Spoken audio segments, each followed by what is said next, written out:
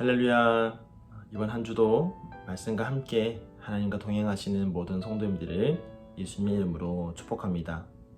오늘 우리가 함께 묵상해 볼 말씀은 고린도전서 14장의 말씀입니다.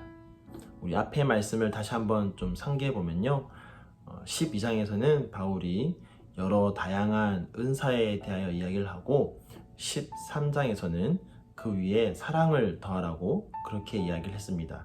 자, 그 맥락에서 이제 14장으로 이어오는데요.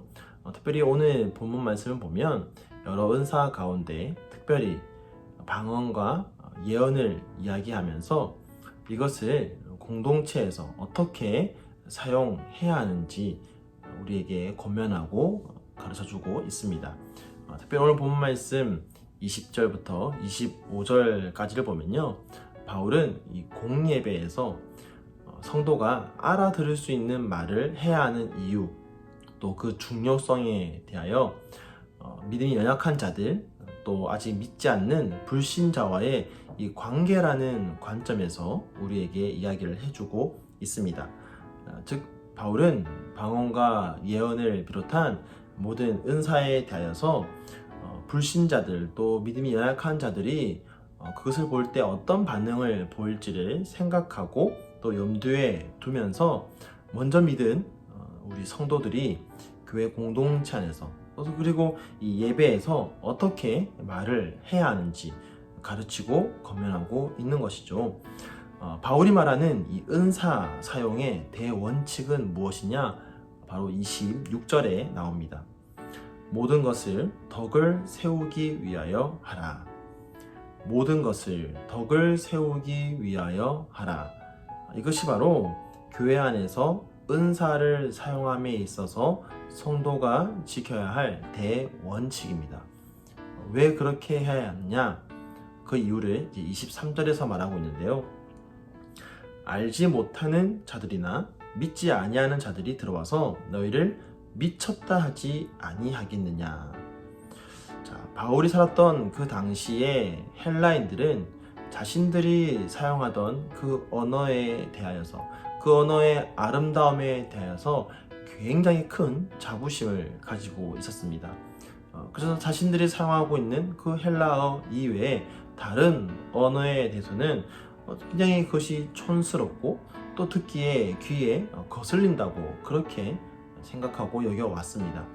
그런 그 헬라인들이 만약에 교회 안에 들어와서 알아들을 수 없는, 게다가 처음 듣는 그런 말을 들었을 때 어떤 마음을 가지겠냐 하는 것이죠. 바울은 그것을 걱정하면서 성도들에게 말하는 것입니다. 그들이 너희를 미쳤다 하지 아니하겠느냐. 그래서 바울은 사람들이 이해할 수 없고 혹여나 이로 인해서 교회에 와서 실족할 수 있다면, 그리고 그 은사가 예배를 드림에 있어서 본질적인 것이 아니라면 우리가 스스로 억제할 수 있어야 된다, 절제할 수 있어야 한다라고 말하는 것입니다. 그것이 바로 교회의 덕을 세우는 일이기 때문입니다. 또 다른 이유는 33절에서 말하고 있죠. 하나님은 무질서의 하나님이 아니시오 오직 화평의 하나님이시니라. 자, 당시 고린도 교회에는 개인의 은사를 자기를 과시하기 위한 목적으로 사용함으로써 이 교회의 질서를 어지럽히는 사람들이 있었습니다. 바울은 그들에게 말하기를 오직 절제를 통해서만 공동체의 덕이 세워질 수 있다라고 이야기합니다. 하나님은 질서의 하나님이시기 때문에 하나님은 교회 안에 바른 질서가 세워지기를 원하십니다.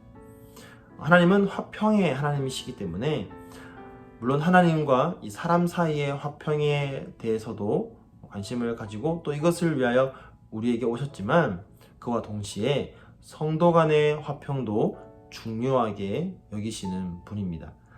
그렇기 때문에 우리 성도 각 개인은 은사를 사용함에 있어서도 성도 간의 화평이라는 관점에서 사용할 수 있어야 하는 것입니다.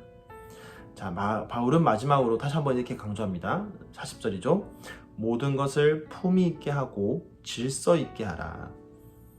정말 너희가 하나님이 어떤 분이신지 안다면, 하나님의 속성과 성품에 대하여 제대로 알고 있다면, 그것을 알고 있는 사람은 품이 있고 또 질서 있게 이 질서를 지키면서 서로 화평하게 하는 방향으로 자신의 은사를 사용해야 하는 것입니다. 그렇게 성도는 사랑으로 절제하고 겸손하게 행동할 수 있어야 하는 것이죠.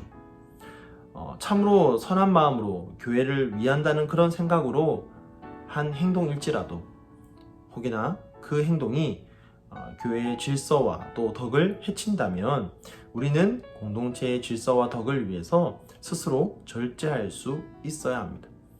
나는 선한 마음으로 했기 때문에, 나는 신앙적인 양심에 비춰볼 때, 또 성경적인 지식에 비춰볼 때 전혀 나에게는 꺼리낌이 없다라고 그렇게 여기는 행동일지라도 나의 행동이 공동체에 해를 끼친다면, 특별히 이제 막 신앙생활을 시작하고 아직 믿음이 어리거나 없는 그런 믿음의 형제 자매들에게 좋지 않은 영향을 미친다면 우리는 스스로 절제해야 하는 것이죠. 겸손함으로 그렇게 이웃을 향한, 지체를 향한 사랑을 실천할 수 있어야 합니다. 이것이 바로 성도가 은사를 사용함에 있어서 대원칙, 더 나아가서는 신앙생활에 있어서의 대원칙이 되겠습니다. 이것은 이미 바울이 13장에서 이야기했었죠. 여러분, 13장 어떻게 시작합니까? 내가 사람의 방언과 천사의 말을 할지라도 사랑이 없으면 소리나는 구리와 울리는 꽹과리가 되고, 내가 예언하는 능력이 있어 모든 비밀과 모든 지식을 알고 또 산을 옮길 만한 모든 믿음이 있을지라도 사랑이 없으면 내가 아무것도 아니요, 내가 내게 있는 모든 것을 구제하고 또 내 몸을 불사르게 내줄지라도 사랑이 없으면 내게 아무 유익이 없느니라. 여러분, 결국은 하나님이 우리에게 가르쳐주셨던, 예수님이 우리에게 말씀하셨던 그 대원칙, 하나님 사랑과 이웃 사랑이라는 그 원칙 안에서 은사도 사용되어져야 하는 것입니다. 결국 사랑이라는 것이죠. 결국 그 사랑 위에 덕이 세워지고 그 사랑 위에 질서가 올바르게 세워질 수 있는 것입니다. 왜냐하면 우리가 믿는 하나님은 사랑의 하나님이시기 때문이죠. 하나님은 곧 그분 자체가 사랑이십니다. 우리가 그 하나님을 믿는다면, 우리가 그 하나님을 우리 안에 모시고 그분과 함께 살아가고 있다면, 우리가 하나님으로부터 받은 모든 은사까지도 그 사랑 안에서 다른 지체를 사랑하는 마음으로 사용해야 할 것입니다.